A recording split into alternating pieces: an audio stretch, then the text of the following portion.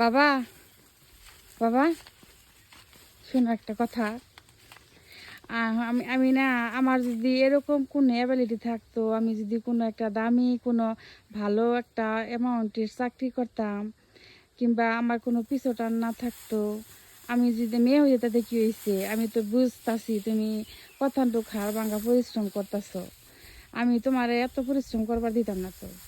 আমি মানে মানুষ কয় না যে লাখ টাকা টাকা হইলেও চাঁদ কিনা যায় না, আমি একটু হইলেও তোমার কষ্টের ভাগিদার হইতাম। আমি তোমার এতটুক মনে করো কষ্ট করবার দিতাম না।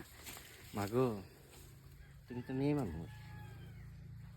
আচ্ছা, তোমার পরিশ্রম করাবো না।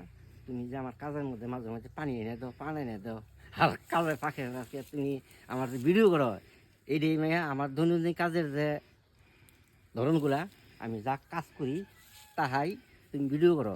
আমরা কিন্তু কোনো মানে করি অভিনয় না, অভিনয় না, মানে আমরা ভিডিওর জন্য কোনো এক্সট্রা কোনো সময় বের করি না। সময় বের করে আমরা সময় আমরা আমার কাজের মধ্যে কাজ করে তখনই ভিডিও করে দিই। কিন্তু আমার মনে একটা মানে আমি যদি কখনো মানে এরকম মানে আমার থাকতো, সামর্থ্য থাকতো, আমি তোমার সুখী মানে আমি সবটাতে তোমাকে খুশি রাখার চেষ্টা করতাম।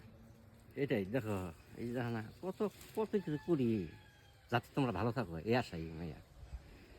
আমরা তো ইনশাল্লাহ ভালোই থাকবো, কিন্তু আমার মনের মধ্যে একটা মানে দুঃখ কষ্ট থাকবো।